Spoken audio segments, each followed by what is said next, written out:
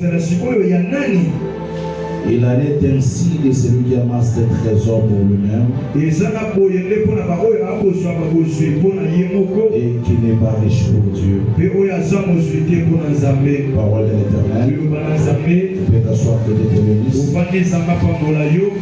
Matthieu chapitre 6. Tu nous lis à partir du 19e verset. Matthieu chapitre 6, verset 19.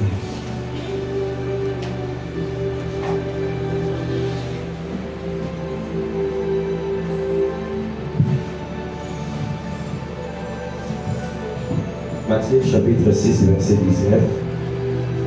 Ne vous amassez pas des trésors sur la terre, où la terre et la rouille détruisent, et où les voleurs percent et dévorent.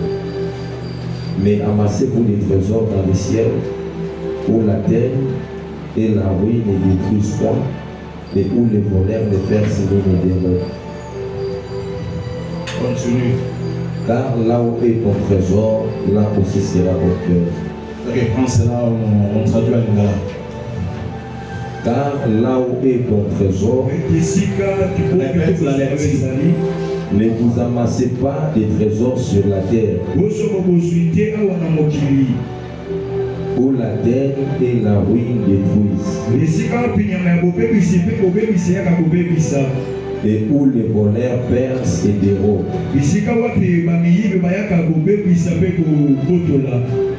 Mais amassez-vous des trésors dans le ciel, où la terre et la ruine ne détruisent point, et où les voleurs ne percent ni ne dérobent. Car là où est ton cœur, car là où est ton trésor, là aussi sera ton cœur. Incline la tête, demande à Dieu de te parler. Yahweh Adonai, tu nous as dit de parler ainsi. Seigneur, nous allons parler. Mais nous parlons aux oreilles, c'est toi qui parles au cœur des gens. Et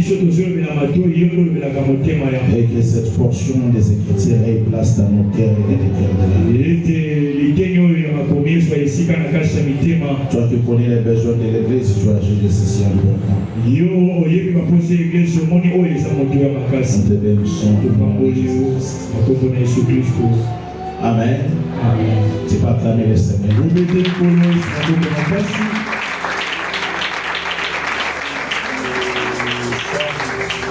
Dans les devoirs de vous enseigner certains prérequis de la vie chrétienne. Ce qui nous a été enseigné dans l'Église, ce qui était des choses élémentaires de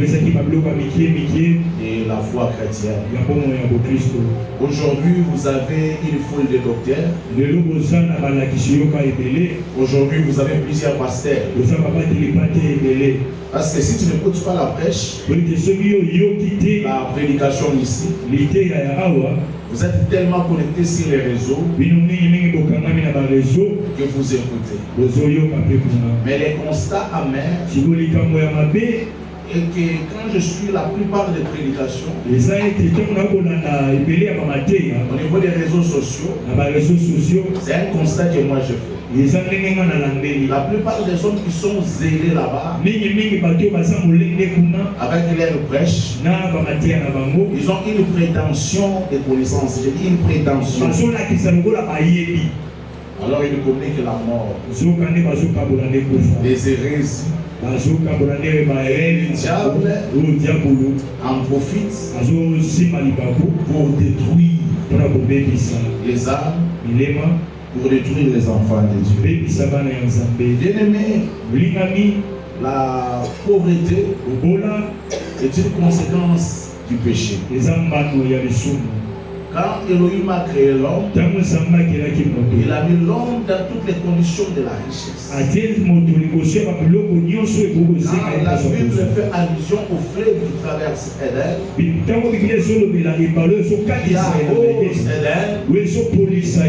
chaque fleuve est caractérisé par une certaine richesse. L'homme est placé dans les jardins, ayant la gloire divine. L'homme est soustrait de toute forme de maladie, de toute forme de souffrance. Parce qu'il fut créé à l'image d'Elohim Adonai. Jusqu'au jour où le péché entra dans l'homme. Et quand le fils d'Adonai est venu, il est venu pour rétablir et restaurer l'homme. Raison pour laquelle dans la première église, les écritures marquées, les écritures précises. Il est écrit parmi eux. Il n'y avait aucun indigent. C'est l'écriture. C'est la parole de Dieu. Pourquoi cette église est arrivée à ce niveau-là? Pourquoi dans l'église de Jérusalem, l'indigent n'existait pas? Une église qui croissait au milieu de la persécution, au milieu de fortes tribulations. Mais dans cette église, l'indigent n'était pas là. La médiocrité, la pauvreté n'était pas là. Vous savez, un jour l'apôtre Paul, il disait ceci: si nous avons la nourriture et les vêtements, c'est là aussi. Alors, une petite question. S'il arrive maintenant dans la vie chrétienne, ça va. Et vous manquez la nourriture. Et vous manquez. Là, à ce moment-là, il faut se poser des questions. Parce que de telles situations doivent être des situations passagères. Amen. Amen. Même les déserts pour Israël, c'est passager. Christ ne nous a pas appelés pour la médiocrité. Christ ne nous a pas appelés pour souffrir ici sous le soleil. C'est ce qu'il dit à notre bien-aimé, l'apôtre Pierre. L'apôtre Pierre, il dit à Jésus: nous avons abandonné nos mères, nous avons abandonné nos familles, nous avons sacrifié notre état. Moi, Pierre, que tu vois, je suis marié. Je suis le père de Marc. Je suis le père de Marc. Tu vois, toutes ces choses-là, je les abandonne pour toi. Je suis là. Quelle est mon espérance? Quelle est mon espoir? Que pouvons-nous gagner en retour? Il dit à Pierre 3 choses. Il dit: vous aurez la vie éternelle. Là, c'est certain. Et dans ce ciel, vous aurez les sentiers. Mais comme le Messie, le maître est équilibré, il dit: ces sentiers-là, il y aura des persécutions, il y aura des tribulations. Vous savez pourquoi? Parce que sur la terre, nous sommes dans un corps adamique. Pour que ce corps fasse la volonté de Dieu, ce corps doit être conditionné. Ce corps doit être taillé. Raison pour laquelle dans la plupart des temps, dans l'école de Dieu, le Seigneur permet certaines situations qui font gémir la chair pour réjouir l'esprit. Personne qui fait le jus d'orange et qui refuse de presser son orange, et donc il va obtenir le meilleur de son orange, il doit quand même le presser. Amen. Amen. Amen. C'est ça, c'est ce que la nature nous enseigne. Mais toutes ces choses, de telles conditions sont passagères. La pauvreté ne peut pas rester collée à toi. Si elle seulement C'est le choix de ta vie. Amen. Amen. Si seulement si tu veux vivre dans de telles conditions, à une certaine maturité, ce n'est pas la richesse qui va m'éloigner de Dieu. Alors si l'Éternel me donne toute la richesse de la terre, où est le mal? Alors je vais te dire quelque chose aujourd'hui. Je disais, vous savez, des foules de docteurs aujourd'hui. Il y a certains qui se lèvent, ils sont contre la dîme, ils confondent beaucoup de choses. Ils sont contre les offrandes. Ils pensent que quand on donne à l'église là, c'est pour enrichir les pasteurs. L'église reste pasteur. Comme cette église est dense, c'est notre boutique. Les pasteurs sont devenus les parias de la société. Nous sommes taxés de tous les noms. Les screws, les données, et les plus grands enseignements de l'Éternel a fourni à l'humanité. Il ne peut pas savoir l'amour sans les verbes donnés. On ne peut pas travailler les cœurs d'un homme si on ne touche pas à sa richesse. Amen. Amen. Est-ce que Dieu est avec moi là? Amen. Ah oui. Il ne peut y avoir une divinité sans offrande, sans sacrifice. Le naturel est le reflet du spirituel. Amen. Vous allez comprendre ces choses. Le cœur de l'homme est tellement mauvais. Un jour, on vient soumettre un dossier à Jésus. Des frères héritiers. Ah, des frères héritiers. Là, nous n'allons pas parler comme des prophètes. Je vais parler comme un pasteur. Un message qui sera très pastoral. Des frères et des héritiers. Un des héritiers qui est l'aîné refuse de partager son héritage avec son frère. Alors il vient auprès de Jésus. Il dit, Massia, Rabouni, demande à mon frère de partager son héritage avec lui. Jésus lui dit certaines choses qui sont très prophétiques.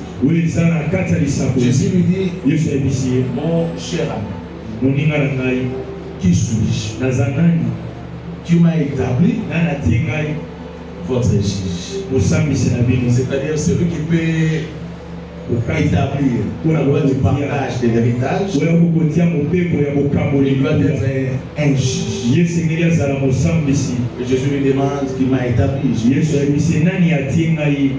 Et Jésus lui dit, depuis quand ai-je la responsabilité de partager vos héritages? Mais Jésus ne refuse pas de résoudre les problèmes. Maintenant Jésus commence à résoudre les problèmes. Il dit, gardez-vous de toute avarice. L'avarice, l'attachement excessif, l'accumulation des richesses pour accumuler. Il ne partage pas. Il se prive d'ailleurs lui-même. Tu le verras avec son petit $1000. C'est à lui. Il n'en a même pas un projet. C'est à lui. Mais tu vois les messieurs, tu fais une petite chicoine. Beaucoup de piments comme ça. Mais Thompson, il ne veut pas acheter. Il connaît Shema Bena. Shema Bena, il va acheter les roquettes du Thompson. En attendant, il a $1000. Il mange comme s'il courait. Et puis il fait des sommiers pour que personne ne remarque qu'il mange.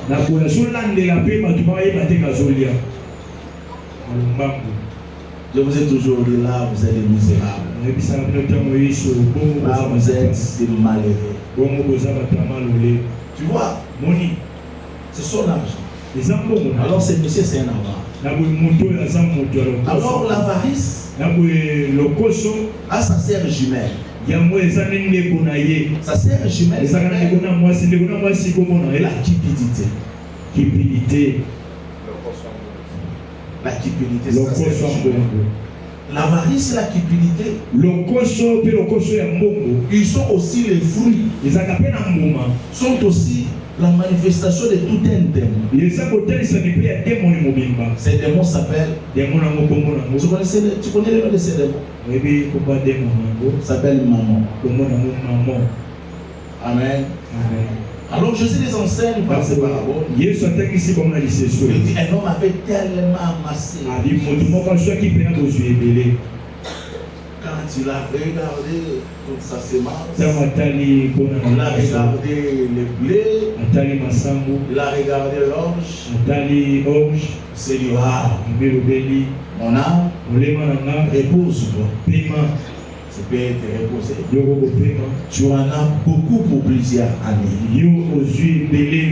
Et dans son âme, tu ne seras pas en famille. Le lendemain, tu ne seras pas en famille. Tu as ta garantie. Et la Bible déclare, mais l'Éternel dit à cet homme, insensé. Cette nuit, je redemanderai ton âme. Cette nuit. Amen. Amen. Peu importe l'abondance, peu importe la richesse que tu peux avoir, ne te comporte jamais comme les maîtres de tes biens. Amen. Dis-toi au fond de toi, je suis serviteur qu'on a établi sur le Seigneur. Écoute, tu rendras à Dieu compte pour chaque 1000 francs qui passe par terre. Amen. Nous sommes dans une génération des égoïstes, des femmes égoïstes, des hommes égoïstes, des messieurs égoïstes. Nous sommes dans une génération où la confiance devient une lâcheté. Où ce proverbe français s'accomplit à merveille. Oh bon, oh bouillon. Même à l'église, il suffit de faire confiance au Seigneur pour que tu sois trahi. Alors Jésus continue. Il dit son âme sera redemandée. C'est-à-dire les maîtres nous enseignent sur la vanité qui est attachée à toutes ces choses. Amen. Même des milliards, même des millions, c'est une vanité. La femme qui est dans ta maison, elle est une vanité. L'homme qui te poursuit matin, midi, soir, te répétant bon discours, est une vanité. Le jour où tu t'en iras, cet homme appartiendra à une autre femme. Le jour où tu te coucheras, monsieur, j'ai lu des images sur les réseaux. L'homme était allé dans son cercueil là devant. Et ils ont demandé son épouse en mariage. Et ce qui est grave, elle n'a pas refusé. Elle était toute contente. C'est aussi là une vanité. Quand il voudra détruire tes vies, quand il voudra te prostituer, quand il voudra agir dans certaines décisions, à cause de l'argent, à cause de la richesse, pense et réfléchis. Dis au fond de toi que c'est une vanité. Le jour de ta mort ne sera pas décidé par toi. Et tu ne vas pas négocier avec Dieu le jour de ta mort. Que tu sois prophète, que tu sois millionnaire, que tu sois pasteur, que tu sois païen, que tu sois chrétien, le jour où le roi du ciel s'il a fait sur la terre des cieux, comme Job l'a dit, tu sortis nu du sein de ma mère, ni je retournerai dans la poussière. Mets-toi en tête que tu partiras même pas avec les laits de beauté. Amen. Amen. Gardez-vous de toute avarice. Évitez toute forme de cupidité. J'ai toujours dit, la cupidité rime avec la stupidité.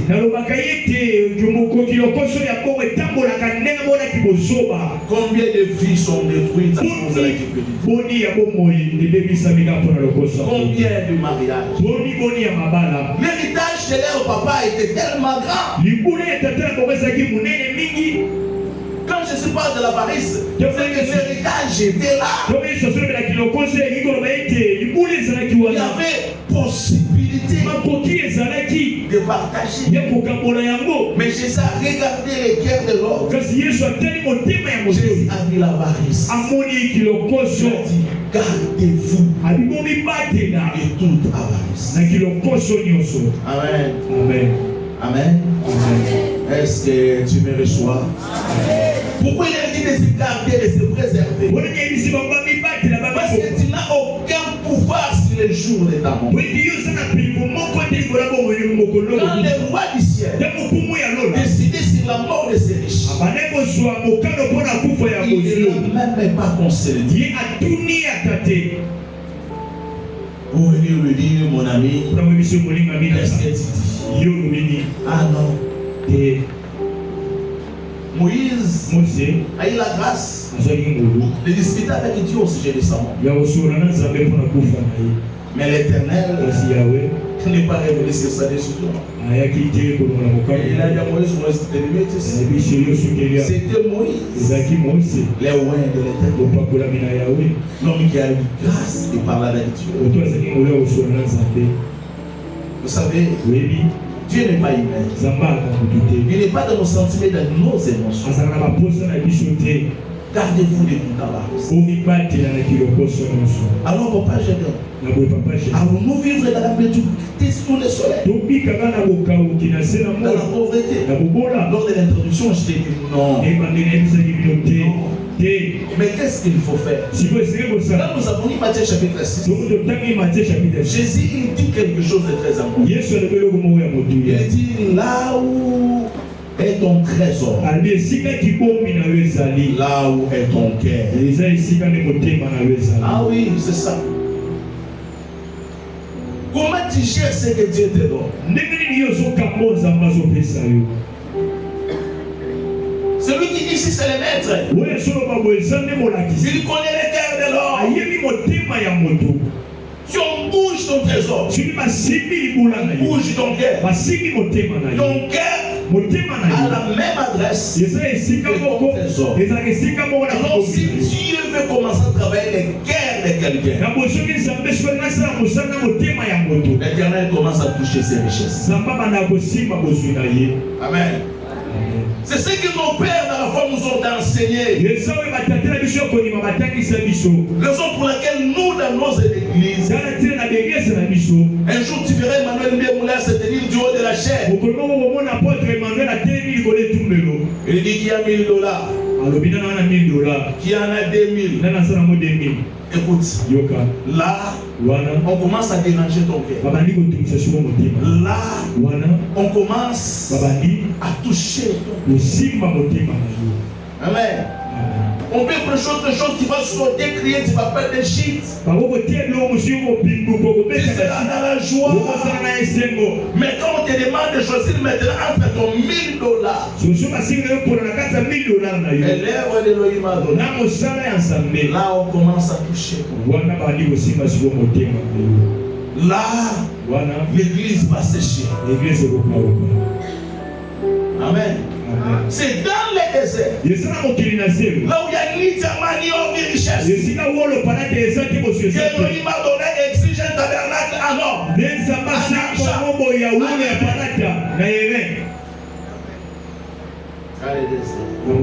Là on commence à toucher les cœurs. Amen. Amen. Amen. Amen. C'est ça votre plus grand problème. C'est ça notre difficulté. Les cœurs de l'homme est mauvais. Oui. Jésus le savait. Dieu le sait. Donc si tu sais que ton cœur est mauvais. Amen. Toi ton cœur là est mauvais. Il suffit qu'on te donne seulement une petite occasion. Et tu réagisses par rapport à quelque chose. Tu verras comment en toi il y a une méchanceté. Les fils que l'Éternel m'a donné dans la face, je les observe. Je regarde les réactions. Moi j'observe tout. De nature je suis taisé. Même au bureau, moi je me déchaîne, je parle quand je suis du haut de la chaîne. Mais de nature je suis taisé, j'observe. J'aime voir les réactions. Et à tout moment qu'on réagit, j'aime savoir les vrais mobiles.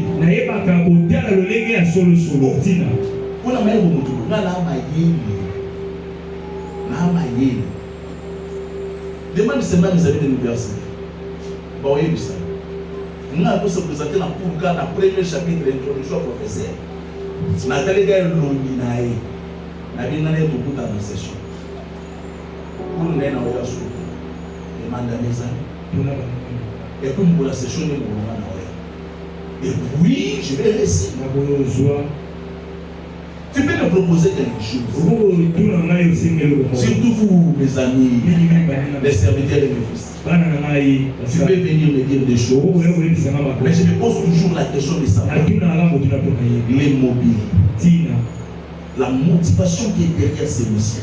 La motivation qui est derrière cette maman. Et dans la plupart des cas, ce sont des très mauvaises dispositions. C'est parce qu'il a été touché dans son amour propre. C'est parce qu'il a été blessé quelque part. C'est parce que. Il est maintenant influencer les pasteurs. Pour que les pasteurs prennent une telle décision. Mais ce n'est pas digne des enfants de Dieu. C'est ça les dispositions des cœurs déjà, des mauvaises dispositions.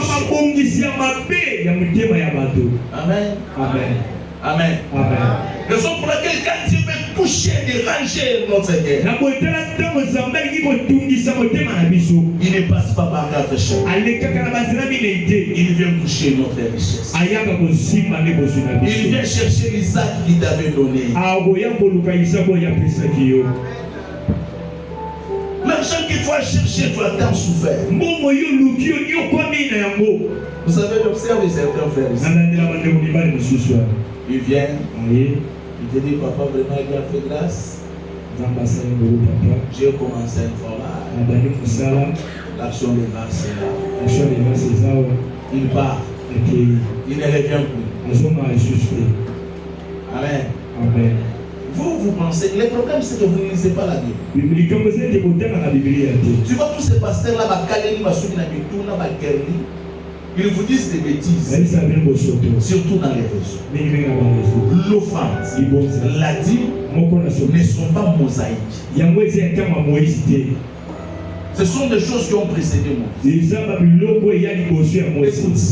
Écoute, quand Abraham raconte Melchisedec, ce n'est pas l'ancien alliance. Écoute, celui qui est au devant d'Abraham là, c'est l'éternité. Et puis, le modèle dont Abraham donne la dîme, ce n'est pas mosaïque. Quand Moïse vient maintenant enseigner les choses, mais en parabole. Il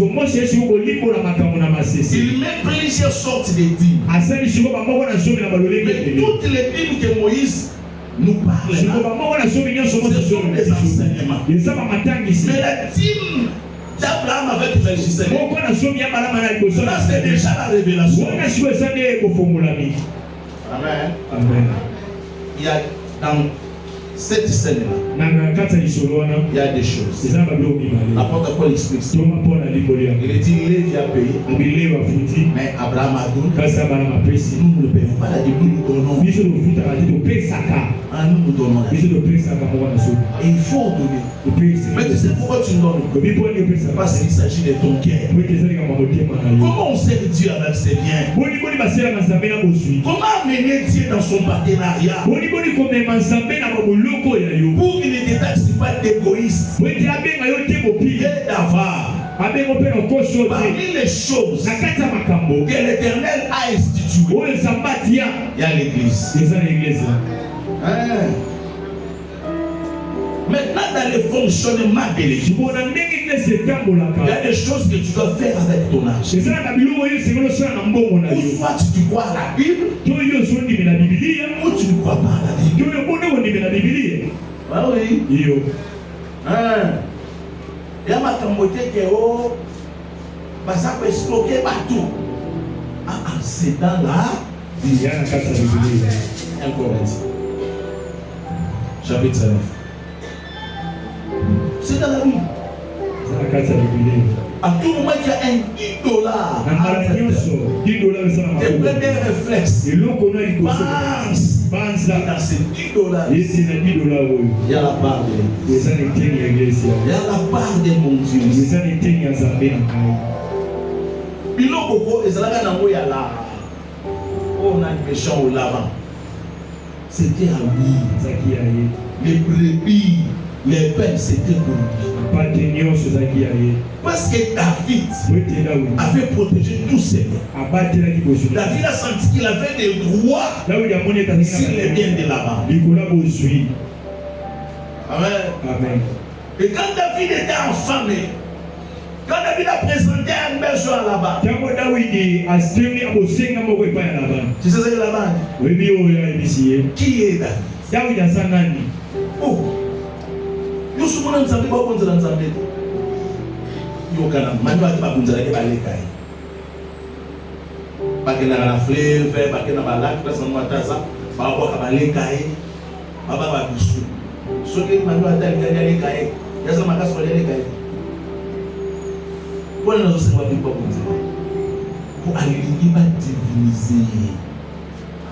il ne peut pas y avoir une divinité sans toutes ces choses. Au ciel là-bas, quand on ouvre les ciels, l'autel existe au ciel. Oh, comment les gens vont monter? Parce que la Ganzam était selon moralité. Oh, conscience, c'est ça le tranquille. Les problèmes de sa conscience, c'est la moralité. On ne sait pas Dieu selon conscience non morale. On sait Dieu selon ses principes. Et selon ce qu'il a dit. Je vais les filmer frère Isaac, c'est qui est moral. Sauf qu'Abraham a dit que ça va nous ambasser Isaac. Parce que papa il y a la sensité. Il y a un autre qui nous a pas commandé. Mais nous nous a passé. Nous jouons Isaac nous Ouma. Amen. Oser, nous sommes respectueux, mais oser. Il dit banda ko nous ça la pour nous battre. Ça m'a dit ça, puis je vois ça. Et moi, ça ne va pas t'envoyer sous ma vie. Ça m'a dit choses aussi. T'aimes sous ce panel. Moi, je vois que les hommes ont une éducation civique et moralité. Ici, il s'agit de la pensée de lui-même. Amen. C'est lui qui définit le mal, c'est lui qui définit le bien. Dans l'ancienne alliance, il a défini les arbres, les geckos, tous ces reptiles-là. Il les a définis comme impies. Il arrive chez Pierre. Il dit à Pierre que personne ne déclare impie, ne déclare souillé. C'est que ma bouche déclare impie. Pourtant, nous serons des cas impies. Ah ouais, mais si Pierre a parti dans l'élo, non, nous serons des cas impies. La carte mukila na yete, na longoli na kai na yete, na mutakomi bi, na mukila na ye, na ki muselegete na ye, na ki sheko na ye, na ki yoka na déclarer kabi. Amen. Amen. Amen. Bon so misilema yo boy. Quand biso ke ye mo ndo baki, ye mo ko pe yesu sa sale ne.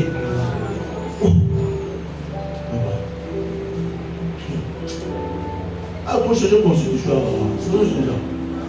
Voilà. On nous sommes là-bas. On nous fait dans la tribunal. On fait des bails. Na parlement va les coups ma casse. Et vous bien dans zéro nous ça va payer. On monde bazana à toi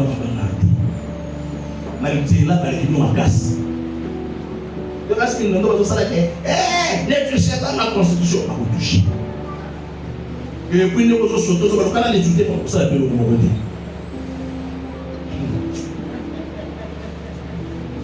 Pour ça, non. Il y a des personnes qui ont été. Il y a des personnes qui ont été. Papa n'a pas été. Au monde de ce petit tour, mais non, pas de la Bango Bazar. Bon, on se fait que tout le monde peut venir dans le dans la quantité. Hasard, la forme était. Abile, Robert, Ananzoto.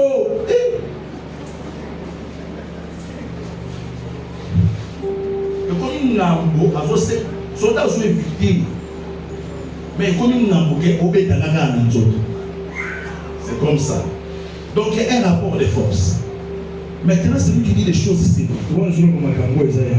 plus fort que ces régimes dans sa souveraineté il décide des choses alors comment tu vas entrer en contestation avec là l'apôtre Paul il s'agit de livre de Corinthiens. Il parle aux païens. Écoute-moi. Tu vois l'apôtre Paul dans l'épître des Hébreux. Il n'insiste pas sur les offrandes. Il n'insiste pas pour dire aux Hébreux comment il faut donner. Il explique l'essence spirituelle de ces choses. Parce qu'il sait que les Hébreux connaissent ces choses.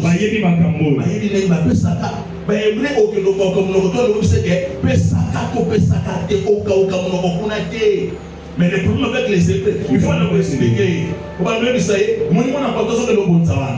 Ça a un sens profond. Il y a qu'à l'immondiser. C'est un sens spirituel.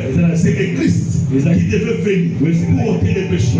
Tu vois les sangs de taureau, les sangs de vache, pour ôter les péchés. Ne pouvez vous rendre parfait. C'est pourquoi Jésus aux Hébreux, on enseigne les tabernacles, on enseigne les sacerdoces, on enseigne les vêtements sacerdotaux, on explique les ciels. Mais chez les Romains, chez les Corinthiens, on ne commence pas à expliquer d'abord les ciels. On les explique d'abord des choses qui sont sur la terre.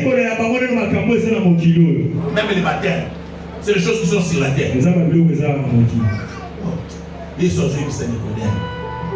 Ami, si je te parle des choses de ce monde ici, tu ne comprends pas. Alors, ma bonne nous sommes là. Nous sommes là. C'est pas des choses là.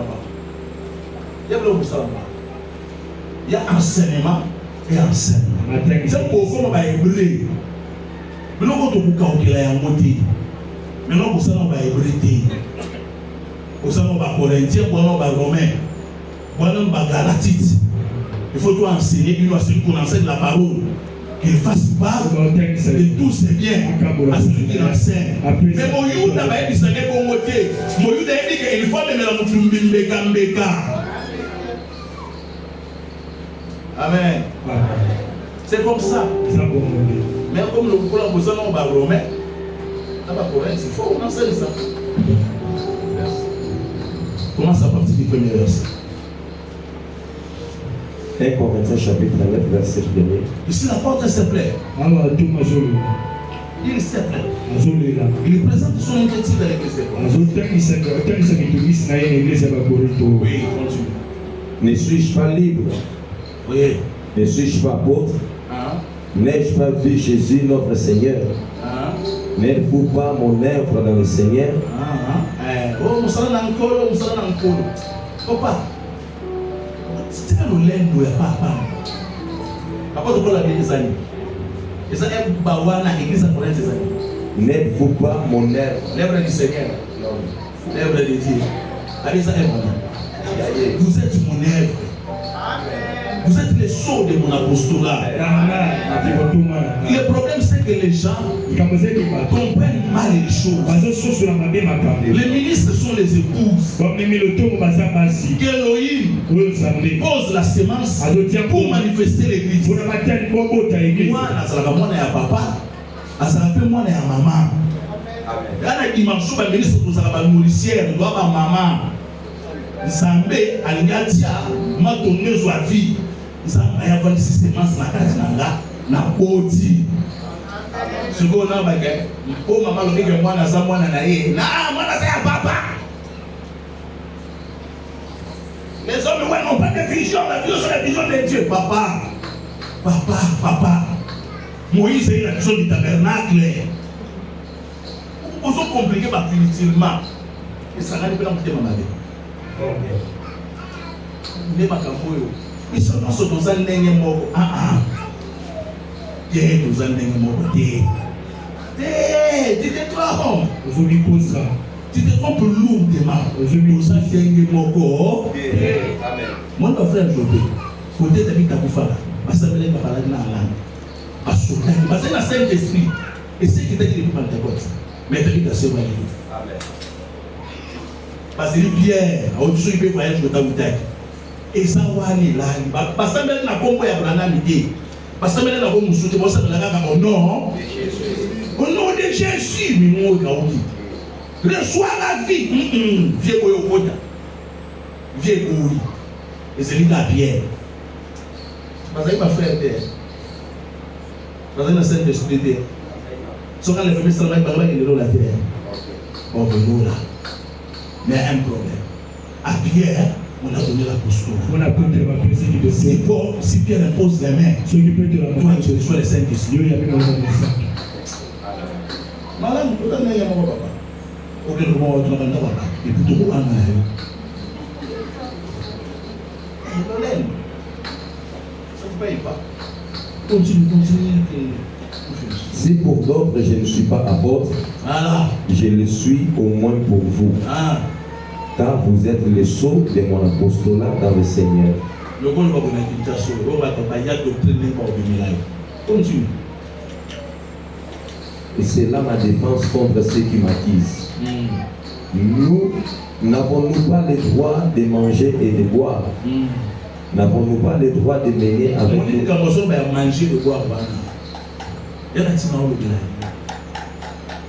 L'église ne voulait pas prendre Paul en charge. C'est comme ça que l'apôtre Paul commence à regarder certaines choses pour expliquer l'église la pensée de Dieu par rapport à leur bien.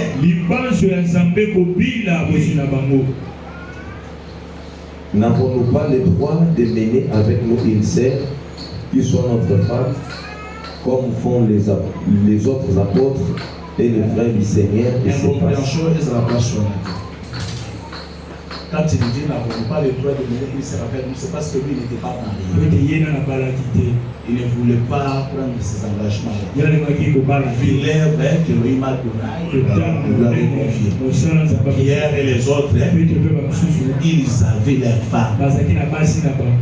Alors frère, ne sois pas charnel pour dire n'avons pas le droit de mener une sœur. Et puis, je vous dis vrai, il y a des gens qui comprennent trop mal les Écritures. Et puis les fiançailles là qui ont déjà plus de 2 ans. Tout le monde là, on a toujours pour Mayang.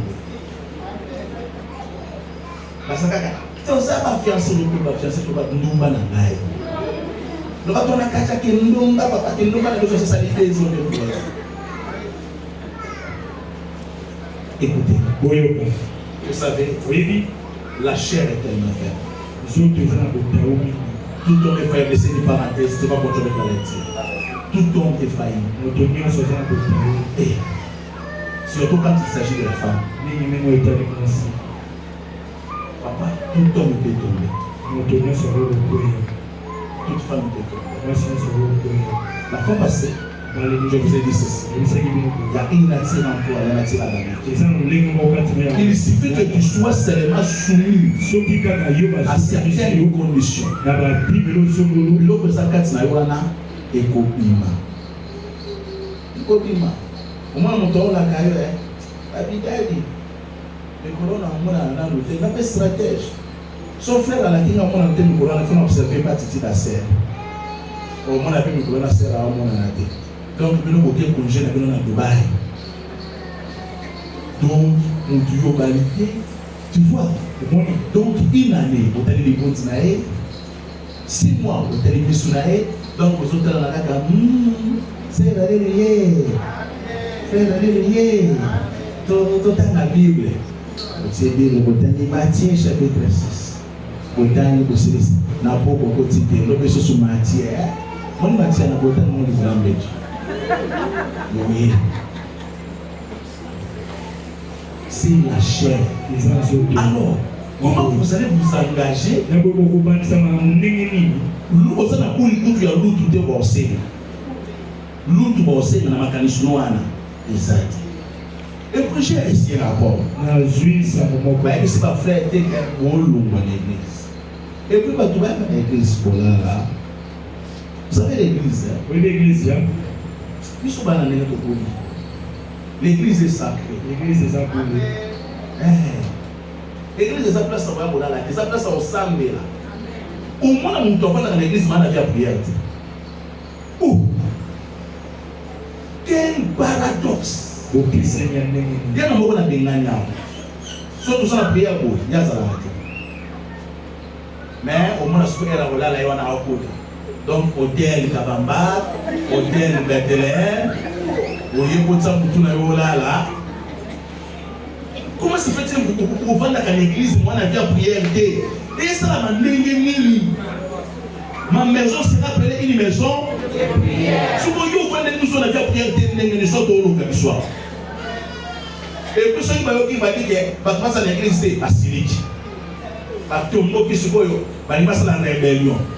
Tout ça, c'est un mot garanti. Aujourd'hui, on va comment on doit accueillir. Ah, nous autres, il y a des noirs. Nous autres, comme nous, surtout nos bassins. Au moins, c'est quoi il y a à cette zone de nos ailes. N'a pas passé. L'église n'a pas ton compte. Pour que nous avons tout le monde. On a ce qu'il y a pas. Parce qu'on a gâté. Banda tongo na liete. Par contre, on a pasteur qui est le monde. Comment you can put a same organ on the pasteur? C'est grave. Et on dit aux frères, beaucoup de gens pensent à moi, mais ça. Mais pour le bruit, il faut le mener à l'église. Parfois, il passe la marche. Tout le monde va prendre un nid. Tout le monde va prendre un nid. Mais non, vous parlez déjà, ça. Pourquoi vous n'avez pas ce sens de responsabilité? Et puis, à faire Dodi. Nous gagnons $50. Nous gagnons $50. Pourquoi pas nous trouver une petite maison? Nous devons faire un ami, papa, soit je ne l'ai pas pour pas de l'eau, pas de l'eau, ça va ser. Et pas de l'eau. Au moins, à ser, c'est ma bête, à Nicoya. Aïe. Oui, mais il y a faire quand il a besoin d'une attaque d'idée. Au moins, la sœur aïe, à l'ambi foufou, papa l'a attendé. À l'ambi foufou, à l'ambi ka ya frère de Claudie. Pasteur. Alléluia. Alléluia. Alléluia. Mais ce qui c'est à côté de la vie de ma frère, une sorcière et Panzamakita. Attends, moi, t'as pas mboyo. Au moins, ma commande, on peut se monter dans ce mboyo. Et si. Asaka non mina ego sepeli sangai te. Tama tati ngase ego fioto nangai. Afioto la jona. Au salaire récupéré. C'est comme ça. On vous dit, moi je suis permanent. Ma vie, je n'ai pas ça la permanence. Tu ne peux pas me dire, yo, na ozolia na olala so na uti oh na une église na yebi ndenge ba ndoki ba fonctionner na église na yebi moi na soka na sens normal a une église vie na ye ya prière fonga maka so ki pas na sens normalité a une église zaka mbili oyoyo au mona pego mutu asambelati to sauter to ningana mais il est champion dans le lac. Le bruit, à ce que ma frère va te la prière. Avec moi, vous avez bien ça, surtout ce papa, il a commis un beaucoup. Oh, pas que l'on a comme ça. Bassan de la témoin là, continue avec la lecture. Et puis, il faut ayer un sens de responsabilité. Parce que le jour qui vient, nous nous sommes loin de l'église. Parce que dans l'église, ça va tout dire assembler la carte. Ou bien, est-ce que moi seul et Barnabas, ou bien est-ce que moi seul et Barnabas n'avons-nous pas le droit de ne pas travailler? Qui jamais fait le service militaire à ses propres frères? Qui jamais fait le service militaire à ses propres frères? Apôtre Paul a tout là-bas. Abino, nous avons fait l'église. Nous avons fait Papa il m'a retenu la terre. Papa il m'a retenu la terre. Ou bien papa n'a pas le désert. Alors zawa bibo nana minga okise. Papa kaza minga okise. Papa joue ma frère. Être na minga okise. À quel essence? Ata ombo ma moto. Mobimba tuna minga ou. Kabisa mwanzani kwa bino. Wana bana ko débrouiller ninga bozo. Et puis, il y a sur le téléphone. Papa, pourquoi tu m'as dit c'est ça les guerres de l'homme. Et je vous dis, frère, ce n'est pas par manque de moyens. Il est fort, non. Non. Les guerres de l'homme.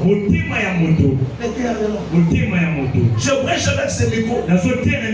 Mais ça ne vous gêne pas que ce soit un micro que j'ai acheté moi-même. Pour vous prêcher. Pour prier pour vos maladies. Et quand on dit ces choses, on est église. On est comme une église. Oui, continue. L'apôtre Paul dit des choses importantes. C'est l'apôtre qui maîtrise la notion de la grâce. C'est ça que moi, un prédicateur par excellent de la grâce. C'est celui qui dit ces choses. Agada pour tout soldat. Aba nous sommes attaqués. Oh, l'avarice, la cupidité, la cupidité. Continue avec la lecture. Et qui est-ce qui plante une vigne et n'en mange pas les fruits? Tu connais les vignes, c'est quoi? C'est l'église du Seigneur.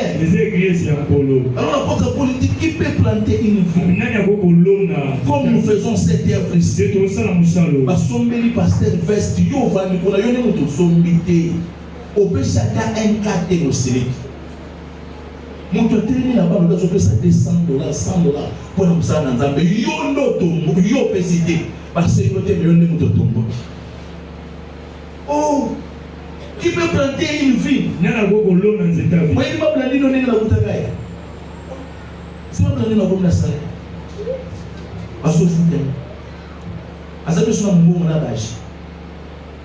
Si vous savez, vous savez, vous avez essayé de dire combien de mois. Yo, vous avez vu vie. Yo, égaré. Vous avez vu ça dans le monde. que de Dubaï à son magasin. Oui, dit Moussa n'a pas été au Chili. Oui, dit au Chili. Au Chili, ça va Soula, il y a moi aussi. À sommer la Tikalimbiri yo. Amen. Lorsque ça a suivi l'église, maman sociale, comme à terre à Bokita. Si vous avez $50, nous y tombons qui. Et peut passer à Tabakate.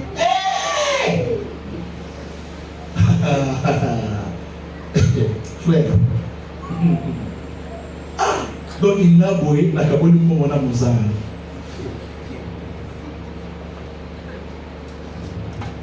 Qui peut planter une vigne pour ne citer que cela? Gaston Gaston. C'est vrai, mais c'est comme ça qu'il n'a pas avec des gros polos.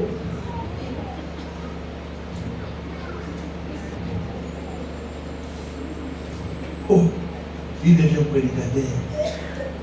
Il travaille. S'il incline sa tête devant moi, il dit idolâtrie. Méchant. Votre cœur est mauvais.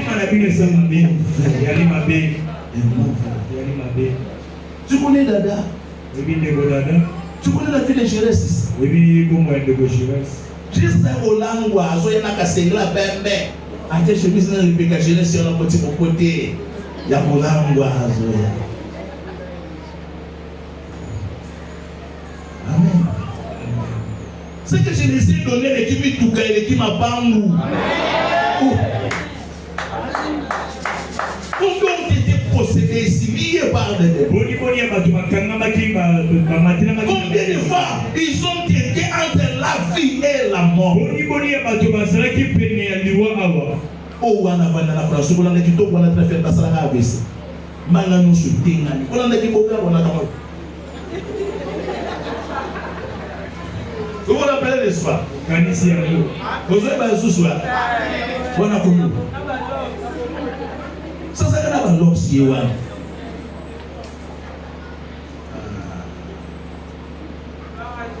Alors, ça dételle, pasteur. Contact des aventures. Contact des cupides. Parce qu'on nous a donné ce camp-là. Si dans ton argent, il n'y a pas la part de Dieu, tu es malheureux. Si tu ne connais pas les bienfaits de Dieu, dire ça, c'est une action de grâce. L'apôtre il continue, c'est l'apôtre Paul qui parle. Et qui est-ce qui fait paître un troupeau et ne se nourrit pas du lait du troupeau? Eh, il y a beaucoup. Vous pouvez regarder sur la berger. Toi, la berger. Ce qu'on y a, vous voulez toi, la berger, toi, paître le troupeau. Ce que vous avez la mille qui décide de sur la berger. C'est ce qu'il dit. Tu vas battre la vie, mais tu vas saper ma vie. Vous savez ma casse. Nous sommes une église peuplée de pauvres. Si vous ne comprenez pas ces choses. Une église qui ne bénit pas son pasteur sera pauvre. Une église qui ne soutient pas l'œuvre de Dieu sera une église de pauvres. Et nous sommes en train de faire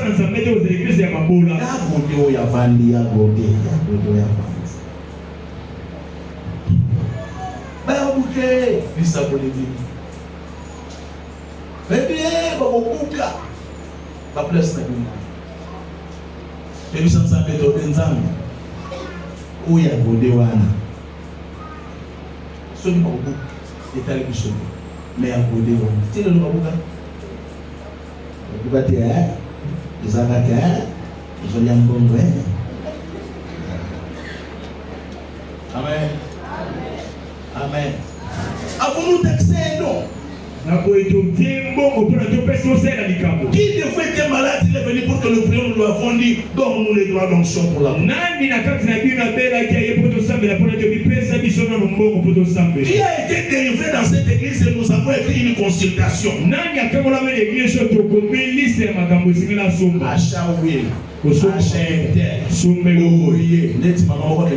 Ordonnance. Le pour la likaya pour somba mungu, somba tomate, somba pelepele, somba maki, Somba bakatwa sokipe ba chasamai somba tala ba chasamai yeke na bitalika banda boutique na nzoto na ye. Qui? Nani? Même les frères de l'église, même les serviteurs ici. Tu es venu te les appeler chez toi. Ils ont conditionné l'imposition de leur main par l'argent. Ils ne l'ont jamais fait. Mais vous ne sommes pas considérés. Quand vous facturez par les aventuriers, vous les faites vite. Quand vous allez, je sais, dans la consultation prophétique, pour la commande à prophète, ou à te dire dans la consultation. Ah, que le Seigneur soit loué. Vous faites un mot en consultation. Qui? Nani? On l'a fait à qui? Que ça n'est pas. Vous venez de ma malade de l'hôtel. Et on va aller malade de l'hôtel, nous allons prier.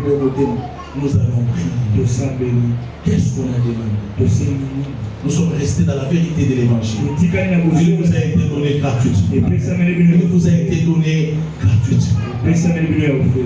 Mais l'apôtre Paul ici, il pose la plus grande condition de la bénédiction de l'église.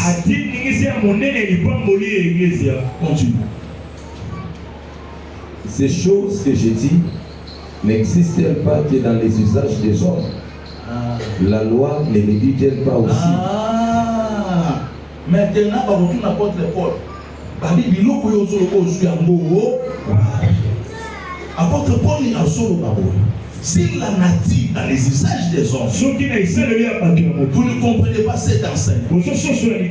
La loi de Dieu ne le dit-elle pas. Celui qui dit ici, c'est celui qui avait dit que l'ancienne alliance est l'ombre des choses à venir. C'est lui qui dit ces choses. C'est lui qui avait dit ça. C'est celui qui nous avait expliqué que l'ancienne alliance était l'ombre. Frère, quand vous marchez dans les Écritures, faites très attention. On dit mais ombre, professeur ombre, vous sauter au démontez à dire ma ombre, il est démonté à lit qu'est-ce qu'il dit? Car il est écrit dans la loi de Moïse, tu ne miseras point le bœuf quand il fout les grains. Amen. Amen. Sommes tout dans la Bible terre. Le monde va passer par la poche.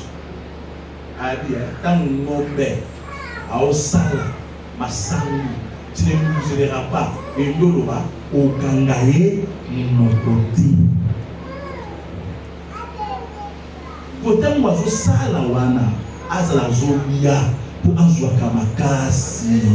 Asala musala na ina kinya pena esengo posoka yemu côté moi je sala à s'épuiser à notre terme la disacoli.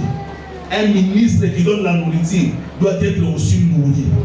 Au bout de la tête à yopesa il faut polia. Sinon tu soka yopesa pour s'épuiser. Oka. C'est la Bible.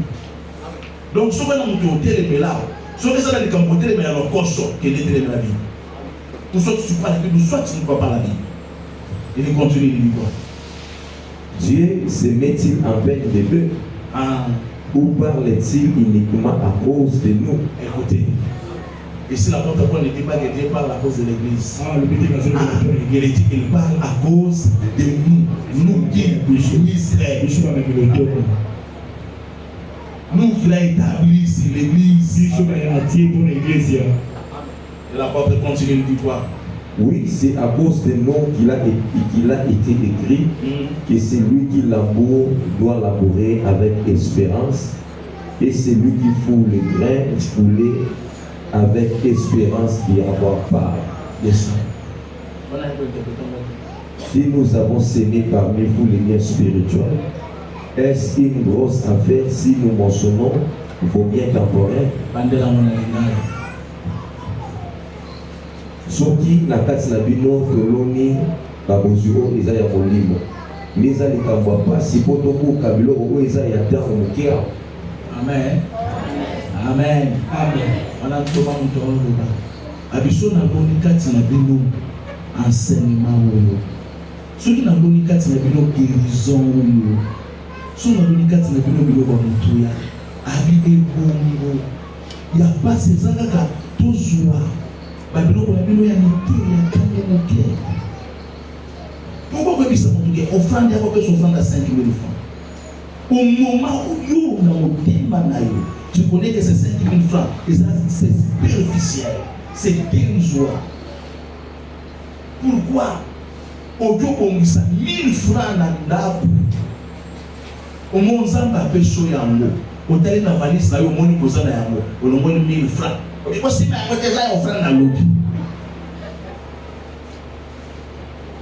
Amen. C'est ça le problème. Pourquoi il faut passer là dans le là au moins vous avez laissé pouvoir que Bayemi n'a plus de uniformité. Au moins on a des protocoles là bas uniforme ya boluka ils n'en ont pas. Mais toi, moi je vais l'église oyo, neko koti, mon thème va se servir au mon côté. S'il ne regarde pas, c'est-à-dire toi au semble là, ma bon semble là makambo ya église ya ngulu nde makambo ya église nde kozala na kati ya église.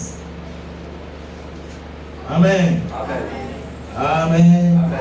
N'importe quoi, si nous avons sémé celui de l'ONU, l'œuvre de Dieu, ne pense pas soutenir l'œuvre de Dieu avec des millions, parce que vous n'êtes pas millionnaire. On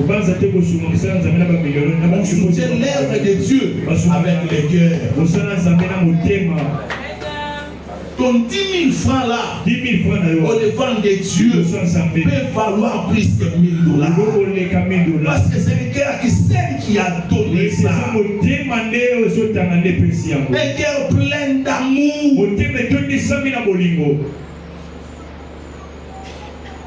Combien de fois vous avez été visité? Combien de fois? Notre photo, nous avons foin. Nous avons flasher photo dans la mire. Photo nous avons posé pour la bobo de vous. Nous avons dit que nous avons fait. Pas moins de ça la meilleure. Ça a été dingue. Tout flasher là. Vous savez ça va pas moins de problème de ça. Nous avons eu moins de problème frère. Nous avons pas moins de problème. Tout c'est carabou, mais les autres n'ont pas combien de bonheur. So va battre nous va courir sin zam. Yo, ça c'est l'esprit des morts. Ça va pour y battre. Est-ce que pour jouer avec 1000 francs na yo, 10 000 francs, 5 000 francs, il faut passer dans ça la vie appelle des fonds. Et pour se passer une offrande de 5 000 francs, au calcul quand nous sommes mettre dans ces nations. Au dit. Amen. Amen. Amen. Amen. Les choses que je vous dis, ce sont des choses élémentaires. On nous a enseigné ça à l'église. Maintenant, c'était un vrai riche pour Dieu. Ce sont des choses qu'on nous enseigne. Par le vieux forum aussi. Amen. Amen. Mais nous avons bâti la raison. Wana lobi na français ça kalingi soki lobi papa ça na raison o peut c'est raison pour yo tani les bible dit na ye moko yo na ye ba incompétent na ba ignorant vous n'avez pas lu continue ce que l'apôtre dit. Si d'autres jouissent de ces droits sur vous, n'est-ce pas plutôt à nous d'en jouir? Et si maintenant l'apôtre plaît allez lire ah sommes tous c'est la coûte. Dans la Bible comme mais il est à place pour vous. Ils ne connaissent même pas votre pauvreté, ils ne connaissent pas vos problèmes. Bazo c'est que la même. Alors bon bichot. Nous n'avons pas fait un travail. Nous n'avons pas fait un travail. Si de telles dispositions ne sont pas dans une église, cette église est appelée à souffrir. Amen. Amen. Et Corinthiens chapitre 9.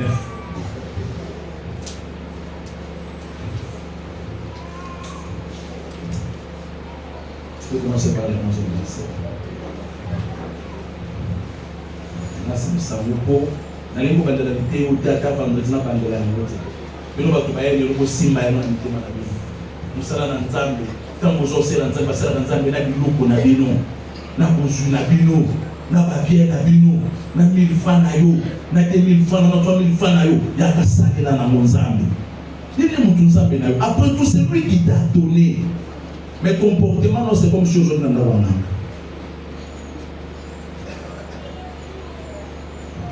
2 Corinthiens chapitre 9 verset 11. Vous serez de la sorte enrichis à tous égards pour toute espèce de libéralité qui par notre moyen feront offrir à Dieu des actions de grâce. 12. Car on commence à partir du 9e pour la meilleure compréhension. Verset 9. Oui. Selon qu'il est écrit, il a fait des largesses, il a donné aux indigents, sa justice subsiste à jamais. Oui, oui. C'est lui qui fournit de la sémence au semeur. Il fournit la sémence à qui? Au semeur. Amen. Il fournit la sémence à qui? Et si tu n'es pas semé? Donc quand il veut donner sa sémence à vous, il vérifie les identités. Il regarde qui est semé et qui n'est pas semé. Sa sémence à lui, il les donne au semé. Pourquoi? Parce qu'il sait que les semeurs ne gardera pas la sémence. Les semeurs va s'aimer. C'est-à-dire entre les mains du semeur, la sémence a une longévité et une pérennité. Amen. Amen.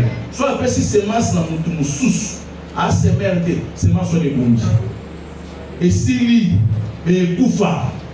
Mais soit après si semence soit dans la semeur a couvrir pour la subsistance il y a semence soana. Alors soit semence soana à quel soit semé semence soana et boti lisusu au lien zamba za la kaka yene mutu donner la semence semeur pas comme donner la semence. Il y a besoin de dossier dans Nzambe de dossier d'ailleurs. Ah oui. Ah. Tout le monde faut que nous Nzambe peut semer $1 pour l'église. Il t'a donné la sémence. Après tu dois s'aimer. Tu dois devenir un sémeur. Au lieu de Nzambe peut semer $1. Tu vois pas normalement kanina peut semer $1. Nous allons dans Nzambe dans nos berges. La santé m'a dit qu'il y a yo madi. Mais $1 est bien bon bande. Et du pain pour sa nourriture. Vous fournira et vous... Il lui donne quoi? La sémence au semeur et du pain pour la nourriture de qui? Et du pain pour sa nourriture. La nourriture de qui? Du semeur. Du semeur. C'est-à-dire quand tu lui donnes, il tient compte que dans la dimension que je donne, je lui donne la sémence et je lui donne le pain. Dans ton 1000 francs là, il y a ton pain, il y a aussi la sémence. Dans ton 10 000 francs là, il y a ton pain, il y a aussi la sémence. N'oublie pas ces choses, sinon tu vas mourir pauvre. Oui, voilà. Vous fournira et vous multipliera la sémence. Et il augmentera les fruits de votre justice. Vous serez de la sorte enrichis à tous égards pour toute espèce de libéralité. Pour toute espèce de quoi? De libéralité. Oui, libéralité, pour toute espèce, hein? De libéralité. Mais pourquoi on a mis toute espèce de libéralité? Parce qu'on a quatre libéralité. Pour exercer cette libéralité, pas la veuve, et pas l'orphelin, ni l'église, et pas la pauvre. Nous avons pour exercer toutes sortes de libéralité. Que le Seigneur vous bénisse. Que le Seigneur vous comble. Galates chapitre 6. On se limite là. On commence à partir du 5e verset. Galates chapitre 6, verset 5. Car chacun portera son propre fardeau. Que celui à qui l'on enseigne la parole fasse part de tous ses biens à celui qui l'enseigne. Ne vous y trompez pas. On ne se manque pas de Dieu.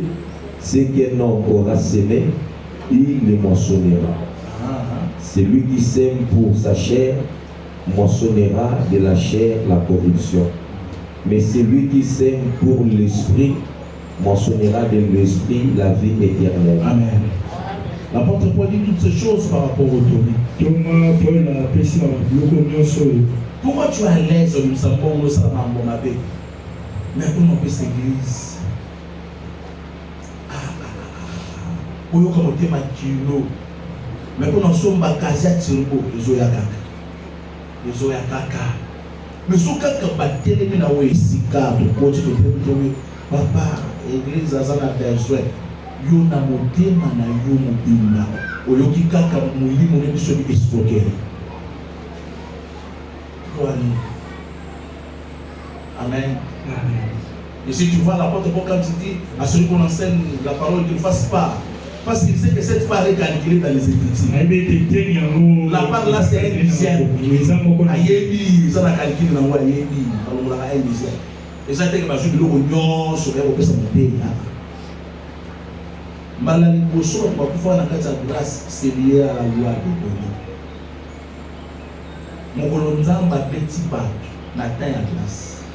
Ninga za obeta pas ton ancienne alliance. Les erreurs de Kambo Pesa. Les Kambo Pesa, les attaques va défendre l'eau à bière. Les attaques va s'être associer na bière. Les amoner nos engagements de l'église au Kim. Dans la zone d'engagement Kim. Nous avons besoin d'engagement notre monde au sud de Bongi. Tout le monde a nous basta. On pousse à la table de mérite pour une question d'engagement Kim. Baton koso basala le Kambo. Anania na Safira. Les attaques que tu vas dire baboyi boya na mbongo, te ba na mbongo. Mais mbongo ekodite. Dilanga na bango. Ya Pierre te bande. Ya Pierre te. Tant ba ono na bango na passe Pierre za yité. Baton bango est-ce que dilanga mbongo te yango na montao. Ni poni basali par nete.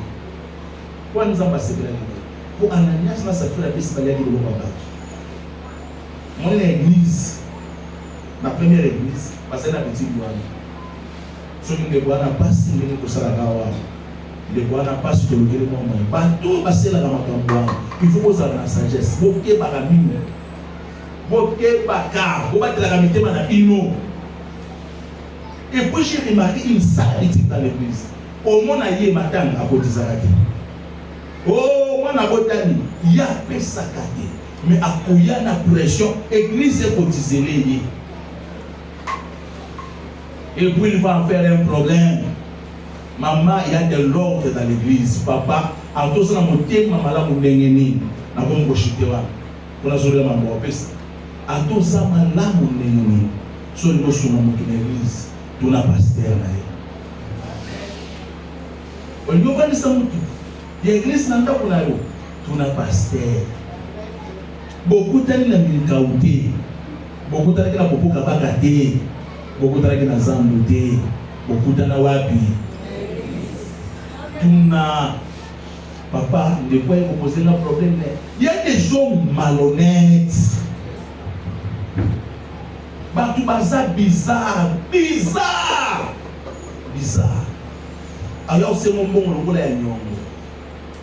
Papa kani kolobini niko nemu toza pemela kanisa ke yoza na nyongo na koloba kina ya lelo tse komo umela ikumo umelisa balaka tuza ya mawa basule komi ya ba proche. Il faut toujours interroger les pasteurs. Papa de nous sommes tout bien mutu moso koza na église na internet pour na sorcellerie na kwa ni sote ke kana yebo iza sorcellerie mais le voilà yoza motema malamu ndoko misomba na bitinda na yo somba bonbon malamu yo kolia bonbon mais c'est pas dire qu'ils sont communistes. La sorcellerie c'est la capacité de nuisance de nuire. Yo tinda ni bonbon tant tinda yo futaki nous on ça dans le principe yo futi ensemble comme ça on va les comme ça alors yo futi de l'on n'est azu bonbon le bonbon c'est qui stio et maté yo monita bonbon au jour vivant qui stio wana et qu'on se manifester 15 ans 20 ans après dans ton mariage.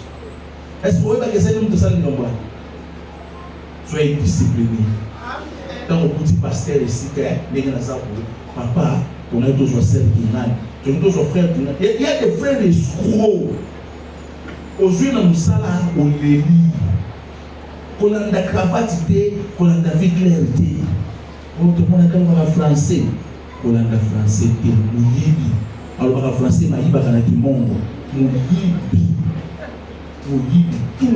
Interroge. Amen. Je crois que j'ai parlé un cœur, que le Seigneur vous bénisse.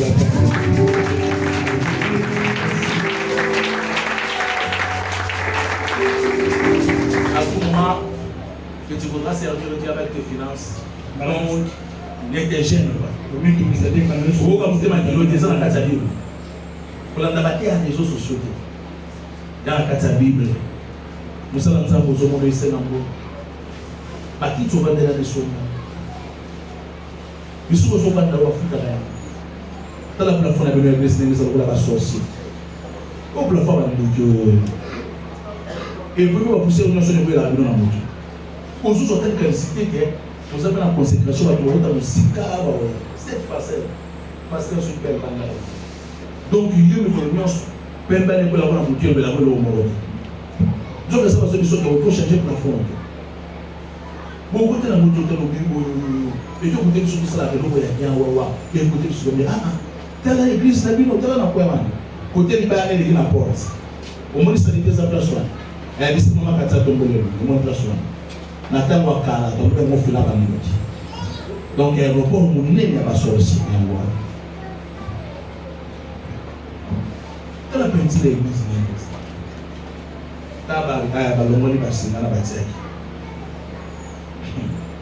l'église au moins nous soyons comme la ninja. Moins nous avons ce propre. Le Seigneur vous fasse grâce. Si on commence à insister sur ces choses, alors nous ne voulons pas insister. Nous ne voulons pas aussi être pour ça. Mais nous devons vous enseigner la vérité de la Bible. Bon, mais mango na mité na Bible, ça la vie na dit non. Et ça la dit pour on peut s'embaumer, ça la dit cérémonie. Tout ça, la prière à ma famille. Même si nous l'avons dans un cadre. Mon cas, il se fait tout ça, tout ça, la Bible. Vous avez montré, hein? Vous avez bien, hein? On s'en va la Bible. Vous avez bien, vous avez bien, hein? Vous savez ma cassia, hein? Oh, mais on va faire le côté, vous savez bien, il est bien.